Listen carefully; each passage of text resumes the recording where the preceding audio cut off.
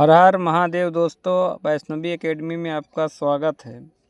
आज हम समझेंगे सबसे पहला चीज़ कक्षा 9वीं के 1.1 में कुछ क्वेश्चन हैं जिनका हमें बेसिक समझना बहुत ज़रूरी है। ठीक है, समझते हैं।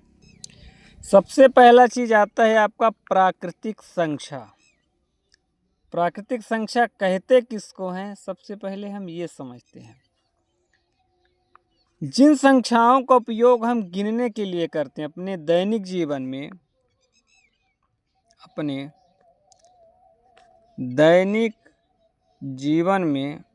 गिनने के लिए करते हैं। ठीक है ना, जैसे 1 2 3 4 5 6 7 8।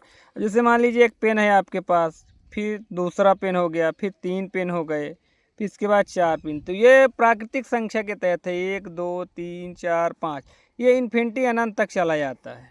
ठीक है, समझ में आया ये चीज़ें।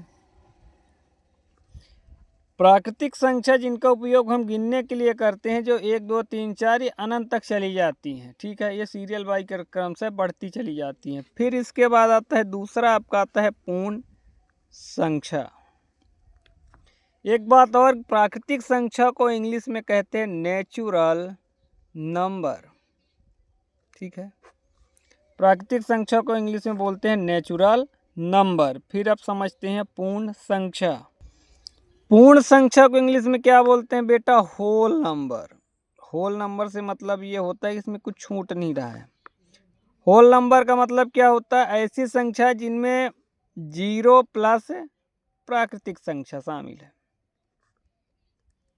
कैसे समझते हैं? 0 का मतलब ये है कि 0 से स्टार्ट हो रहा है, भी प्राकृतिक संख्या 1 2 3 4 5 6 7, ये क्रमशः इन्फिनिटी तक चला जाता है। प्राकृतिक संख्या और पूर्ण संख्या। ठीक है, इसको अब इन दोनों में कंपैरिजन अब समझते हैं हम। ठीक है, अब इसमें सवाल ये उठता है कि क्या, एक सवाल था आपके कक्षा 9वीं के 1.1 में, क्या सभी पूर्ण संख्या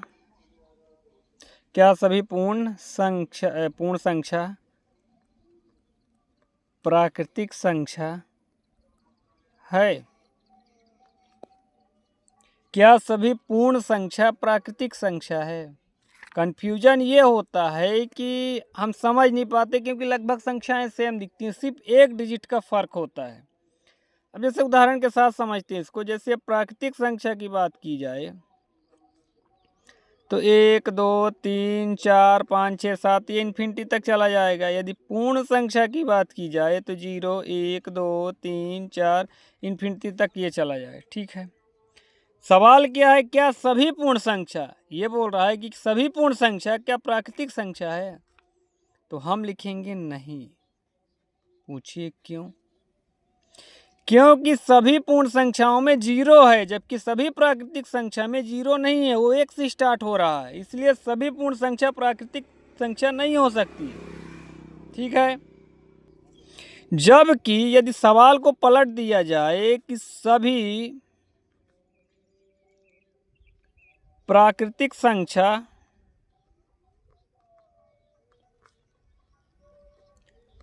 पूर्ण संख्या होगी, तो हम डायरेक्टली बोल देंगे कि सभी प्राकृतिक संख्या पूर्ण संख्या होगी। कैसे? अब जैसे यहाँ पे प्राकृतिक संख्या लिखा जाए तो ये 1 से चालू होती है, 1 2 3 4 5 6 चलती रहती है। पूर्ण संख्या क्या होती?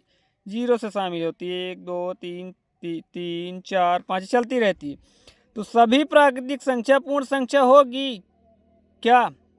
क्वेश्चन है। ठीक है, तो सभी पूर्ण संख्या प्राकृतिक होगी, क्योंकि 1 2 3 4 5 6 7 इन्फिनिटी में शामिल है। ये देखिए, सभी प्राकृतिक संख्या पूर्ण में उपलब्ध दिखाई दे रही है, यानी कि सभी प्राकृतिक संख्या पूर्ण संख्या होगी। पर सभी पूर्ण संख्या प्राकृतिक नहीं हो सकती है, क्योंकि इसमें 0 एक्स्ट्रा दिखा रहा है। समझ में आया दोस्तों? पूरा वीडियो देखने के लिए आपको YouTube पे वैष्णवी एकेडमी चैनल मिल जाएगा, और फेसबुक में छोटी छोटी वीडियो आपको मिल पाएंगी। ठीक है, कुछ इसके तथ्य फैक्ट समझते हैं अपन। तथ्य समझते हैं अपन। तथ्य क्या कहता है कि सबसे छोटी पूर्ण संख्या क्या है दोस्तों? 0 है। और सबसे छोटी प्राकृतिक संख्या 1 है। ये समझने वाली बात है, ठीक है। पूर्ण संख्या कभी भी नकारात्मक नहीं होती, निगेटिव नहीं होती। -3, -4 ये पूर्ण संख्या आपकी नहीं हो सकती। ये नकारात्मक संख्या है, ये पूर्ण संख्या नहीं होगी। 0.2, 2.5, 6.4 ये भी पूर्ण संख्या नहीं होगी। ये भी पूर्ण संख्या नहीं होगी, नहीं होगी, ठीक है। फिर इसके बाद समझते हैं, एक आता है आपका सबसे इंपॉर्टेंट चीज है परिमेय संख्या, ठीक है। परिमेय संख्या, परिमेय संख्या का मतलब क्या होता है? जिन्हें हम P/Q के रूप में लिख सके, जिन्हें हम P/Q के रूप में लिख सकते हैं। सभी, अब जैसे सवाल इसमें 2 बनते हैं, क्या सभी पूर्ण संख्या प्राकृतिक संख्या होगी? सॉरी, परिमेय संख्या होगी? क्या सभी पूर्ण संख्या परिमेय संख्या हो सकती है? हाँ, बिल्कुल हो सकती है।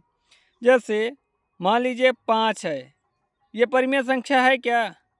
तो हमें परिमेय संख्या का वो मतलब होता है P/Q के रूप में। किसी भी संख्या के बट्टे में 1 डालने से उस संख्या पे कोई भी प्रभाव नहीं पड़ता। कैसे नहीं पड़ता समझते हैं। अब 5 में आप 1 का भाग दोगे तो 5 ही बार ही जाएगा, तो इस पे क्या प्रभाव पड़ा? उत्तर तो 5 ही आ रहा मेरा। पर सभी परिमेय संख्या पूर्ण संख्या नहीं बन सकती है। पूछिए कैसे? दूसरा सवाल क्या है? दूसरा सवाल क्या बोलता है कि सभी परिमेय संख्या पूर्ण संख्या हो सकती है क्या? तो सभी परिमेय संख्या पूर्ण संख्या नहीं हो सकती है। पूछो कैसे?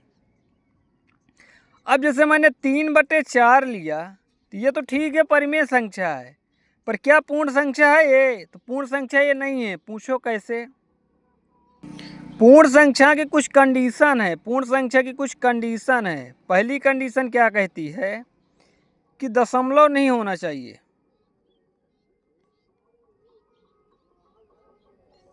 दूसरी कंडीशन क्या कहती है कि पूर्ण संख्या में ऋणात्मक नहीं होनी चाहिए।